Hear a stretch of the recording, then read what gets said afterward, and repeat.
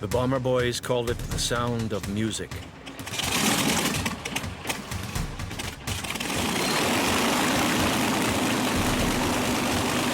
1,500 horses, 4 Rolls-Royce Merlin engines. A Lancaster gets ready for work.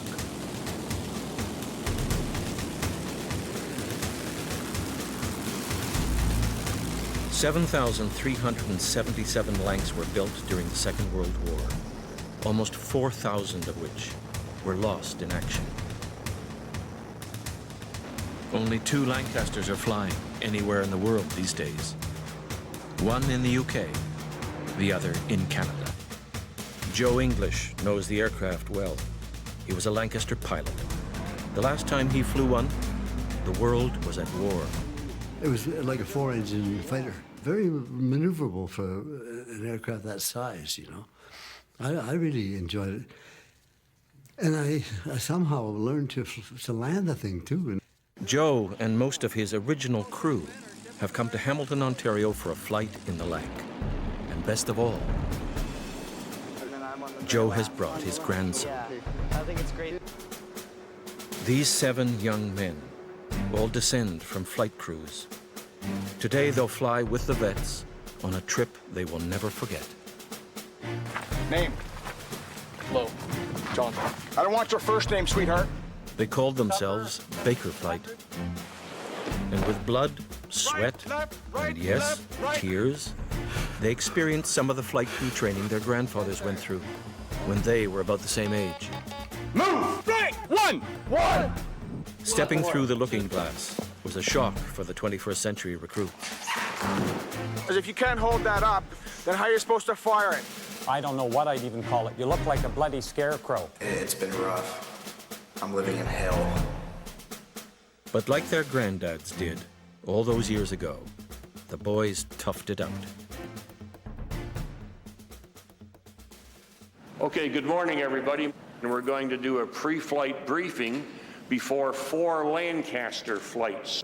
We've got everybody. The last time Joe English sat through a pre-flight briefing, he was going to war. It was April 1945. 29 times Joe and his crew had flown into battle. 29 times they had come home alive. A complete tour in Bomber Command was 30 operations, and crews were especially nervous on their final few trips.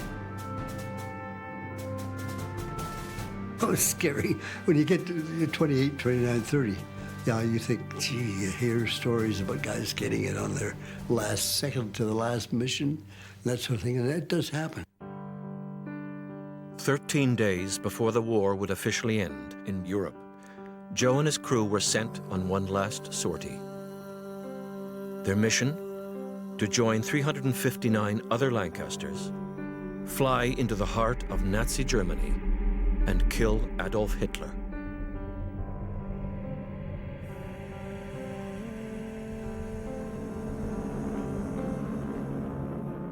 We only did about 2 daylight raids, but we were so used to the dark that that was scary. And you could see the flak coming up, and you could see it sort of getting to your position. There wasn't a lot you could do to avoid the flak. We just hoped that you wouldn't get hit. Allied intelligence had been told that Hitler and his high command were meeting at Berchtesgaden in the Bavarian Alps. Bomber Command decided that this was their chance to end the war. As we came across the top of the mountain, the range to drop the bombs was just very short. And you almost had to be lined up and drop the bomb the moment you hit the crest of the mountain.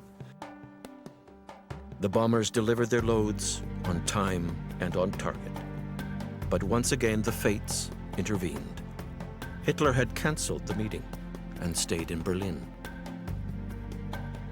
Joe and his crew returned safely to their base in England. Operation 30 was in the books. They had completed their tour. They had beaten the odds. They had survived. To look back, it just seems like a dream that happened a long time ago.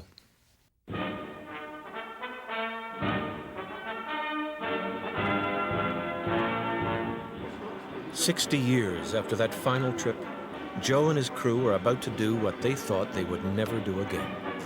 Go flying in a lake.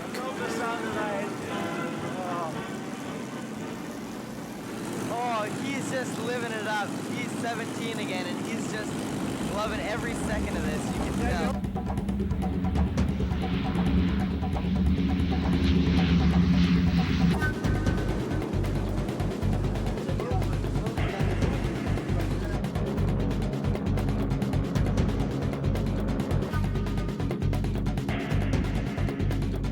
We're not heroes exactly. We didn't do anything worthy of getting a DFM or DFC. We just did what we were told to do, you know. And we didn't feel heroic at all. Majority of Canadians fulfilled their obligation. I knew lots of them. They were all good guys. And it had to be done.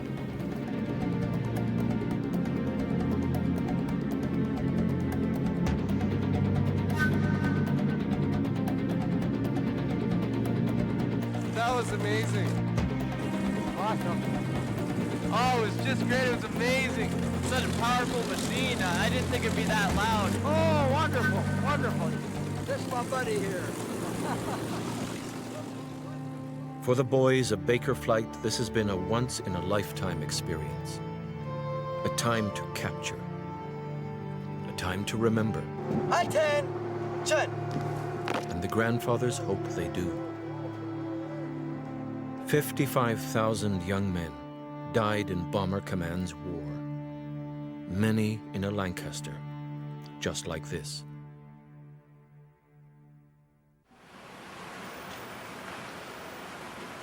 Pearson Airport, Toronto, Canada. The generations have assembled for a trip to Europe. Joe has invited his good friend, Len Bawtry, along. Len flew the Lucky H when Joe came home to get married. For the vets, the trip will be a time of friendship and also a time of closure. About 1,000 Second World War veterans die each week, and soon after the journey, a member of this crew will pass away. Yeah, I haven't been in there since I left way back in '46. So I'm a little excited to go back and see if I can visit some old friends and see some old spots. It's not just the grandfathers who are looking forward to the pilgrimage. John Lowe, the grandson of a dam buster, wants to learn more about his granddad's secret mission. And Robin Hillman hopes to find the crash site where his grandmother's brother died. But no one is more excited than Harvey Gotfried. At 87, he's the oldest member of the crew and keen to find his friend, Mike Chalk. Mike was the wireless operator air gunner on their Lancaster. He's now battling Alzheimer's. No member of the crew has spoken to Mike since the war, and they're worried about the extent of his illness. And their concern is etched with guilt. Their cherished friend has grown old alone.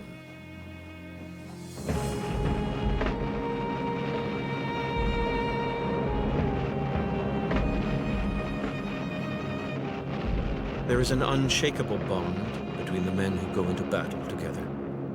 We few, we happy few, we band of brothers, wrote Shakespeare. Like most veterans, the Joe English crew are modest about their time at war. They served their country. They fought beside friends. Ours was an exceptional crew, and because we all liked each other. If that happened, if we gelled like that, and that's what did happen, then you work together. You're looking after each other.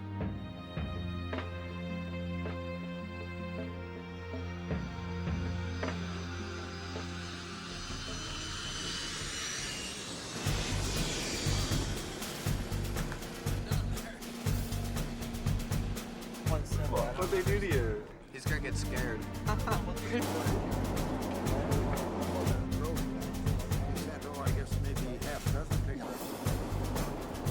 During the war, Bomber Command maintained 35 operational bases in central and eastern England. The most well-known, RAF Scampton. 60 Lancs flew from here, including Joe's aircraft, the Lucky H. Scampton was run like a city at war. 4,000 servicemen, a bus service, and best of all, hot water. Unlike their first English posting, a muddy field called Kelstern. At Kelstern, none of us had had a shower for a couple of weeks, I think, and Harv don't remember this real good, Harvey Gotfried, but I remember him tying his underwear up to his bed at night so they wouldn't crawl away, he said, because there was no hot water, nothing there. Scampton had warm, running water. 3 Victoria Crosses were won by Scampton crews, including Guy Gibson's medal, the leader of the dam busters. Wing Commander Guy Gibson, he's only about 23 or 24 years old, but what a dynamite guy, you know, a dynamo, running the whole station as a wing commander. They were all there on the mantelpiece, the pictures of the unit that had done the dam buster squadron. We were very aware of the fact that we were in pretty high company. The dam busters were an elite squadron who attacked German hydroelectric dams in 1943. Audacious and top secret, the raid offered little chance of survival. All the crews had volunteered. John Lowe's grandfather was a bomb aimer on the operation.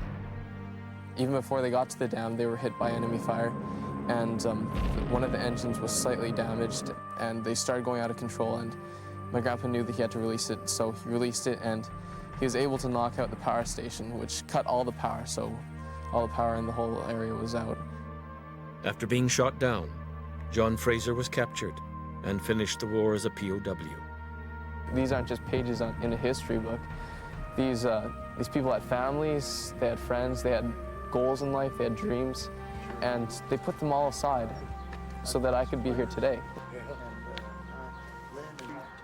There's no more flying at RAF Scampton these days. Like the vets themselves, this once proud airfield has grown old. So you and Joe were right next to each other then? Oh yeah, when we so took you saw off. Everything then? Well, when we took off, I had to handle the throttles, you see, with Joe to take off. I was the mid-upper gunner, and I saw all of Western Europe with the best seat in the house. I used to come up and stand up between these two when we land. The boys at Baker Flight are beginning to see their grandfathers differently. Not as old men with failing bodies, but as men of courage and strength who volunteered to fly aircraft through the dark German skies.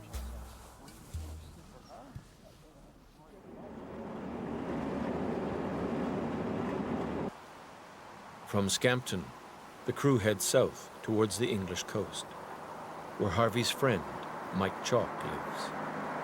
But first, a member of Baker Flight has a duty to perform. Robin Hillman has long wanted to pay his respects at the site of his ancestor's death. I'm 23, the same age as he was when he died, and I know I've got lots of life left to live. It's hard to imagine that being cut so short. William Gavin Campbell and his entire crew were killed when their Lancaster crashed just days before the end of the war. 60 years after that terrible day, it is something the family still grieves. It was quite a devastating thing for our family when he died, since the war was pretty much over. He died during the closing days of it. This stone was erected in 1999 by the Sandon and District Royal British Legion in memory of the crew of a Lancaster Bomber, which crashed nearby on 30th of April 1945. My great-uncle, Flight Lieutenant William Gavin Campbell, Flight Sergeant J.H.K., Warrant Officer, Class 2, T.D. Lawley. For every air crewman that made it back alive to tell their story, I think there were quite a few more who didn't, and may have been forgotten if it weren't for these kinds of memorials. so that we remember their story. I think it's important that we don't forget these people who, I wouldn't say died needlessly, but tragically.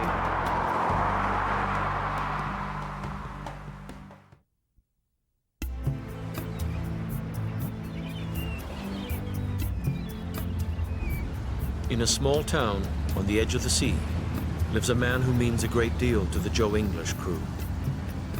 This is Brighton, the home of Mike Chalk. Like many veterans, the crew lost track of each other after the war. Only recently did Joe, using the internet, track his friends down. Mike was the hardest of all to find. I haven't seen him since when we left Scampton after the supply dropping. Oh, 60 years, isn't it? Well, Joe was only 19, isn't it? Became men very quickly.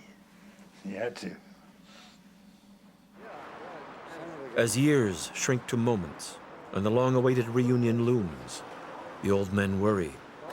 Will Mike remember? Mike was quite a bit of the glue that held us together. Haven't seen him, well, for 60 years now, so I'm really looking forward to seeing him today. Yeah. I remember the first time I met Mike, I found out he was in the RAF, and he met another wireless operator, and the wireless operator says, have you got crewed up yet? And Mike says, yeah. He says, I guess I'm going to be flying with a bunch of bloody Canadians. And he pointed at me. And Mike and I were real good friends. As we are now going to see him, I just hope he has got, you know, an ability to recall some of the old times, but we don't know. You make double-decker bus. The average Englishman is a fairly dignified fellow, and especially Mike, quite a quiet guy. We found out later on that he had a terrific sense of humor, and we just had a ball with Mike. Sweet. Here we go. Do come in. Good morning. I'm David. Michael! Oh, you're all right. Rascal. Oh, God. Hello. Good to see you. Oh, God, you have changed the bed? Changed the bed? Oh, thank you. That's the trouble. Everyone does stand up. Oh, yeah. Who's this great fellow? How you doing, Mike? You look a bit older, Joe. You got a little fatter in the middle, you know? Don't think I'm being rude, but I can't stand up very long. My old legs are not working very well. You've got food I've got 68, and another one. Here we go. That's my wife swimming off now. I'm about to take you down to our local pub, which I think you will enjoy. The Jew Drop In. Yeah, you knew a lot of those old music hall songs, and you must remember them today. We got to have them sing one at least, eh? What do you think? Guinness and wafts, pounds and pence. Wartime pubs were a special place for flight crews. On many nights, hours before the first beer was drawn, men had been in the air fighting for their lives. The fortunate came home to tell stories of near misses and snafus, their terror tucked away behind laughter and song. Start it again. He hadn't seen the Fuhrer for a hell of a time. He must have been blown up with the bomb. He came to France to see what we were doing. The RAF will be bloody ruined. He's the leader of a bomb gang, and he ain't no cut of the Well done. But as the long day unfolds, the men tire, the memories darken. When the bombs dropped down there, you could see them, the flames that would come up from them. Big rectangular fire. Even from 20,000 feet, it looked a considerable strip of fire, didn't it? I would look down there and see all that fire. I've got to admit, I was glad to get back behind my curtain and forget about that. I can imagine that it could have been very bad for whoever, civilians, women and children. No, I never thought of the people down there. It was just a job. It was just a job. I don't think we ever went to a target where we didn't have a target to bomb. It was a ball bearing factory or a gasoline storage or something. we knew that a lot of the civilians did also get killed from our bombing. Another thing you've got to remember, we were fighting a total war. That's what I was Remember? When you're fighting a total war, you don't want to kill off children, and I agree. But if they're there in an area where we're going to drop bombs on, they shouldn't have been there. That's right. The one thing you don't want to do is come second in a war. You've got to win regardless of what you have to do. Today, everybody has counseling for everything. The only counseling I got was from Mike over the beer table. He counseled me, and I counselled him. And that's about all the counseling we had, wasn't it, Mike? Yeah. Well done, Burke. Thank you. No, you were right to me. Any photographs, I would love to have them. Oh, yeah. Please. Yeah. We'll try and keep you. Yes, thank you. Mike. Lovely to see you. Bless you. It's good to see you, Mike. Gosh, I didn't think I'd ever see you again. No, thank you so much. Bless you. I must Remember the good old days. Don't look at the bad ones, just the good ones. You take care. I didn't find you. 59 years. Oh, never mind. Oh, We found nothing. too No, late there you are. now. Yeah, Thank glad to you. see you Bless again. you. Thank you, Harvey. Gotcha. One more hug. I need one too. Bless you, Harvey. Thank you very much, Mike. My good friend. Been great. Yeah.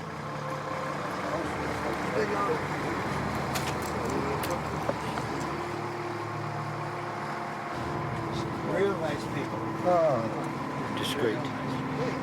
It was wonderful. Even better than I thought.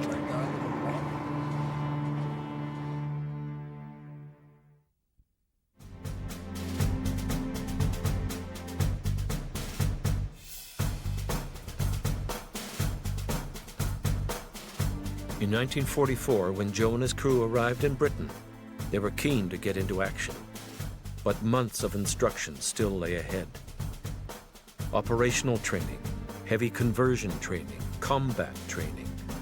It took almost another year before aircrew flew on their first wartime operation. And after all that training, half the bomber crews went missing before their 10th trip.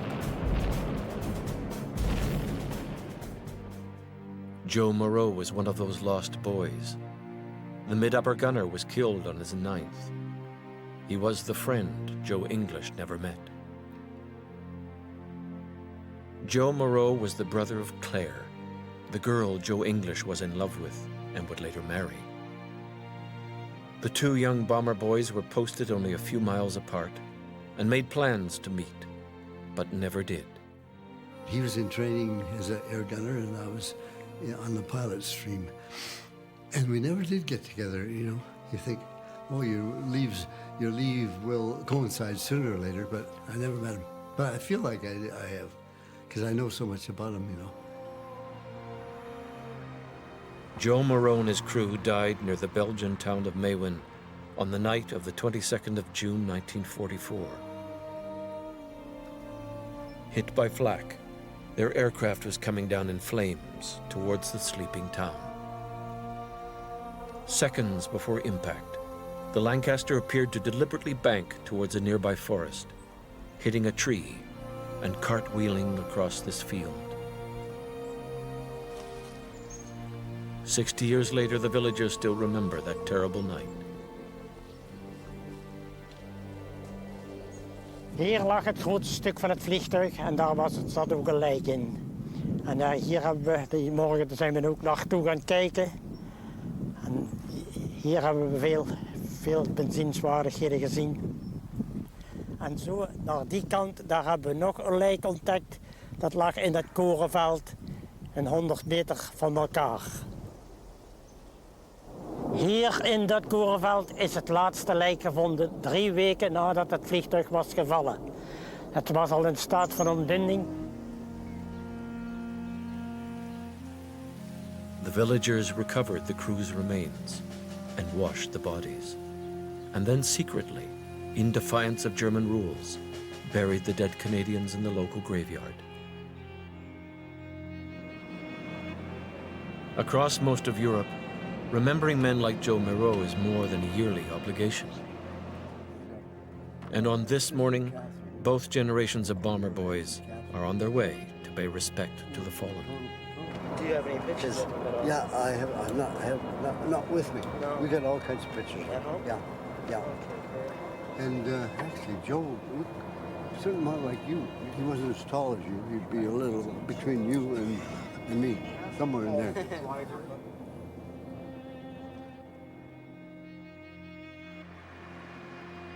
They have come to the Adegem War Cemetery near Ghent in Belgium, where Joe Moro's body was moved after the war. For Joe English, this will be the day he'll finally find the friend that he never knew. And for Matthew and the rest of Bakerflight, a day to count their blessings. 1,145 men lie at Adegem. 848 are Canadians. Men who died at Nijmegen and Arnhem, in the German skies or the Belgian fields. Men who fought a war they did not want. Men who knew valor as a daily virtue.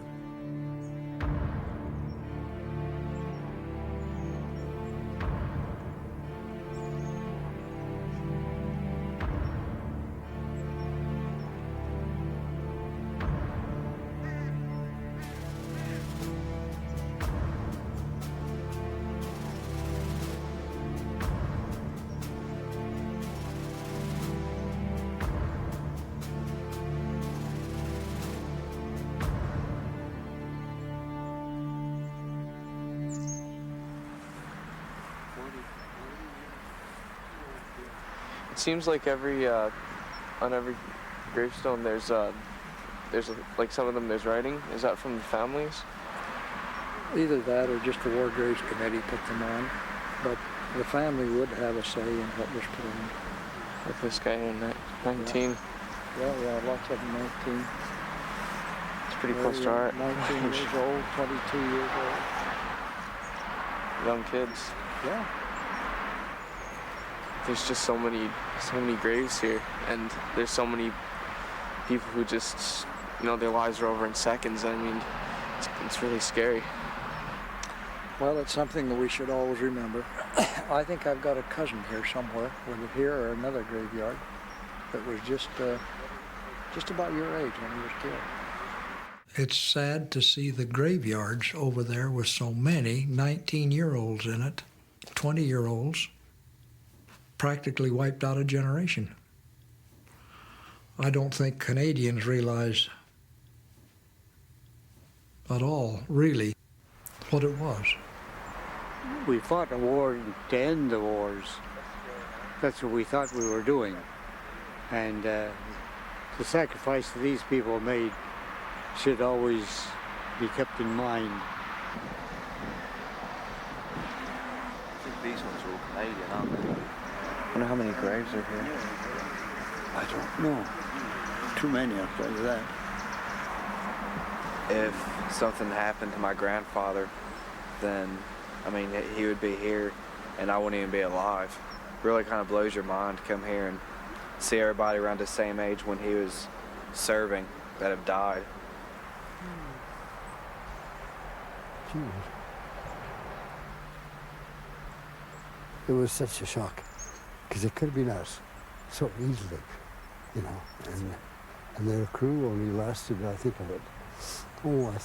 about 9 or 10 trips, and boom, they were gone.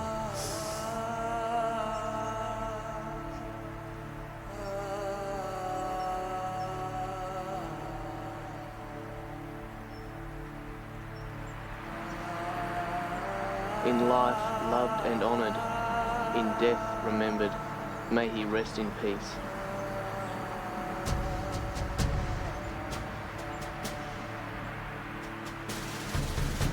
My darling son, blow softly wind over his dear young head, whisper our love.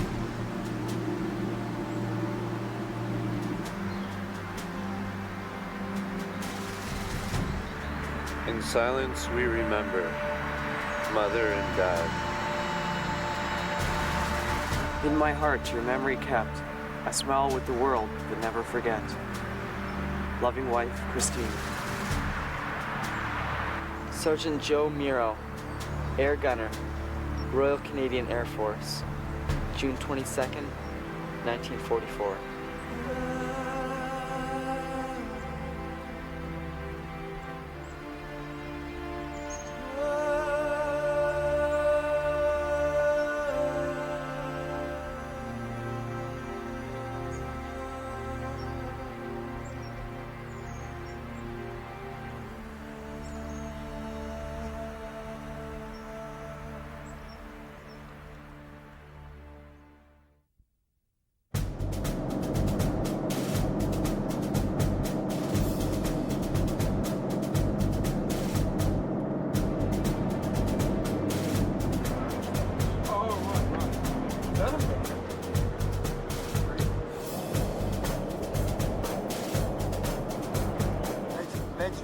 Days before the end of the war, the Joe English crew took part in a miracle. Operation Manna was the code name given to Allied mercy flights, which dropped food into starving Dutch cities.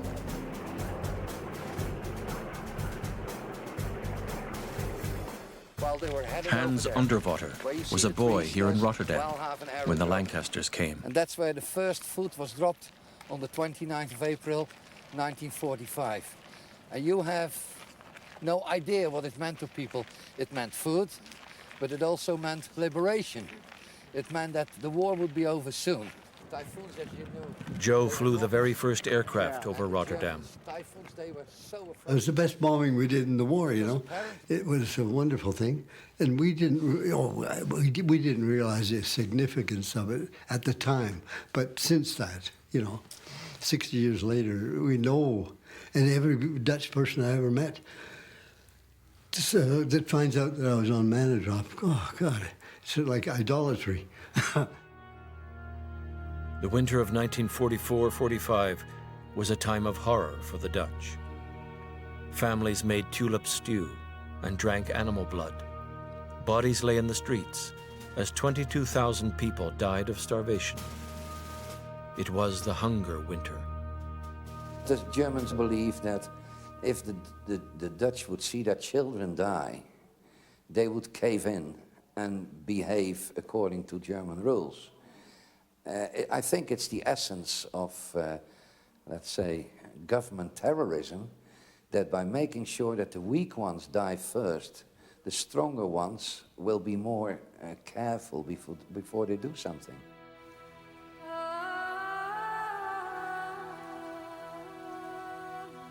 "60 years later, Alberta, Canada.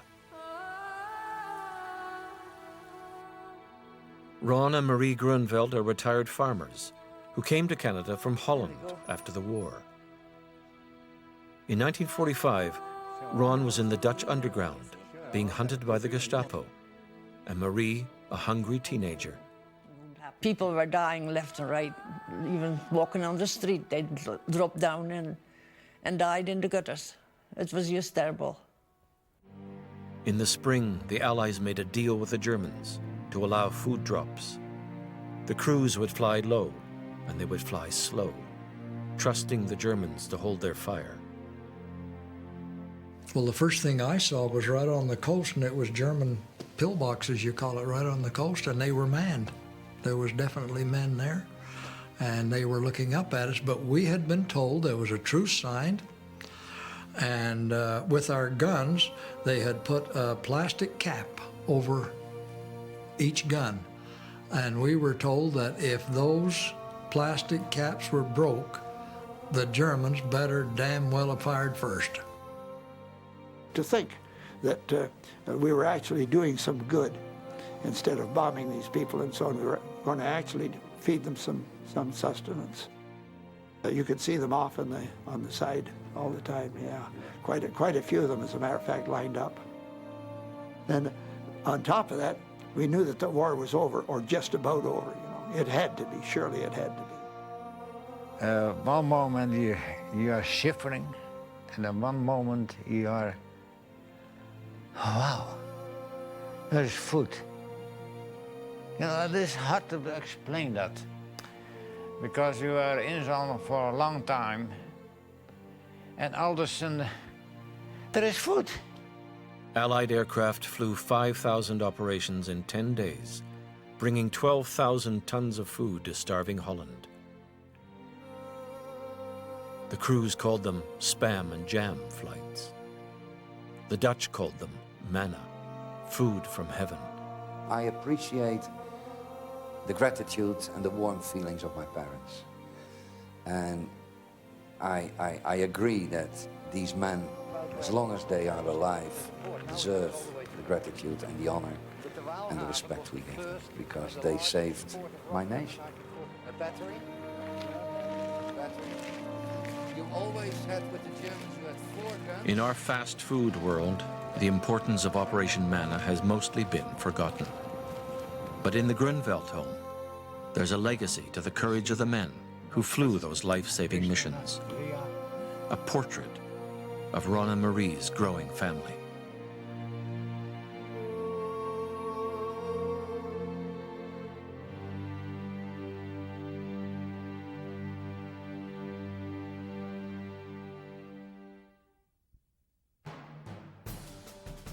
The world the veterans came home to after the war was much different than the one they had left behind.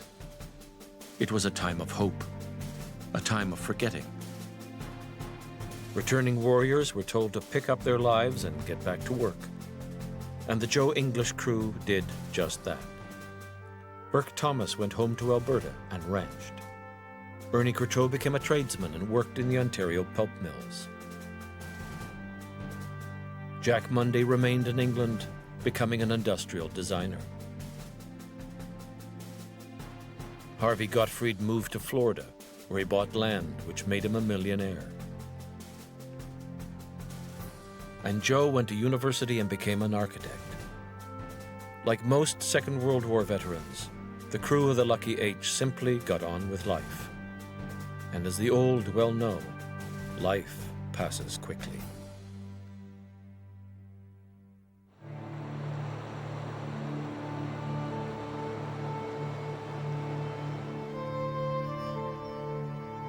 In a small farming town, 60 years after the end of the Second World War, a congregation gathers to say farewell and thank you to a bomber boy who lived a full and fruitful life. Harvey Gotfried was 87 when he passed away. In one sense, I enjoyed the service and enjoyed the discipline, so to speak. And of course, it's right at a time when I felt I had a real job to do. I had a real job to do, and I was pleased that I was able to do it.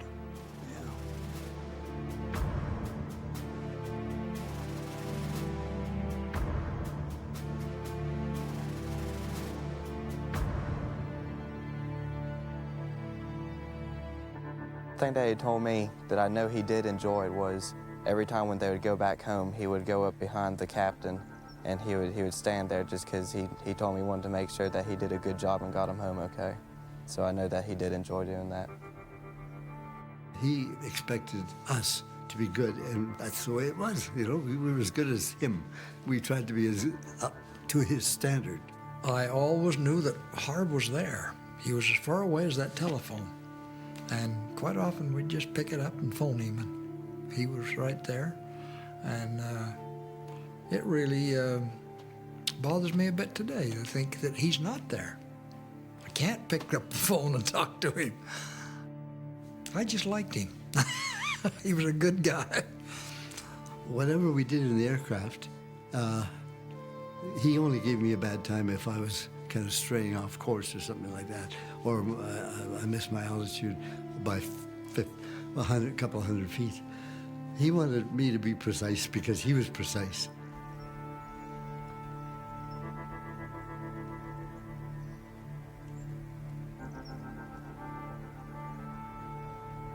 Remembrance Day.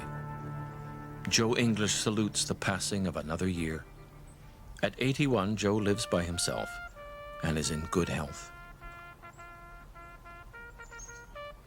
But recently he has lost not just Harvey, but also Claire, his wartime sweetheart and wife of 59 years. For Joe, like all veterans, November 11th is a time of restless memories. There's several people that I remember that started our squadron, and they would get, well, one fellow called a flying officer Nightingale was his name. And he came on their squadron. He was a very small, little, timid fellow, and he had his crew, and he was ready to go fight the war. He lasted 5 trips, and that's the last we ever heard of him. Harry Schmuck was a bomber boy who did come home. A mid-upper gunner on a Halifax, Harry became a priest after the war. It's always confusing to go to, say, the cenotaph on November the 11th, because you have all these mixed emotions, you know. You look around the crowd, and some of them are looking at their watch, you know, and saying, you know, how much longer is he going to go on, and when are we going to get out of here? And then I think about all the cemeteries that I have seen personally in Germany, in Holland, in Belgium, in France. There are literally thousands of gravestones that I have seen. And I think to myself, I wonder how many of these people are grateful for the supreme sacrifice that those men made. If we don't remember them, then, I mean, that's the whole point of them going off to war, is to serve their country and to die with honor.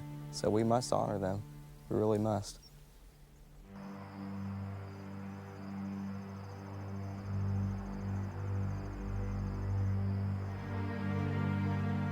Ontario, Canada. The bomber boys have gone home.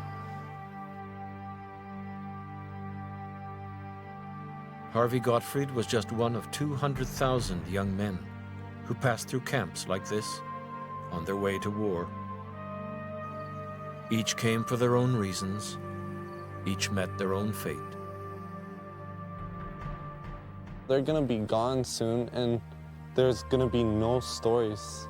And, you know, I think it would just fade away if nobody was interested in what they were doing. Their ultimate goal was freedom. They went to war to save us, and who knows if my grandfather wouldn't have come back. I can't forget that I wouldn't be here if it wasn't for him serving his country and doing his part.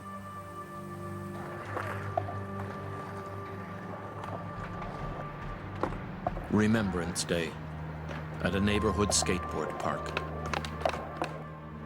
Most of these skater boys know little of the war Joe English fought. Generations pass, stories are lost. But for Joe's grandson, Matthew, his time in Baker Flight has given him something he will never forget. The knowledge that the boys who went to war were just like him. Just having a veteran as a grandfather and being able to hear all these just unbelievable stories, it adds to just this great knowledge that I'll be able to pass on to my children and my grandchildren. The Second World War lasted just over 2,000 days. It cost 60 million lives, as men and women of free will came together to defeat what Churchill called the stain of pestilence and the shadow of darkness. Those who fought the Allied cause were much like the bomber boys of the Joe English crew, serving their country, grieving their friends, and fighting for young people like Matthew, so that he could skateboard in the warm autumn sunshine and slip effortlessly away when his day was done.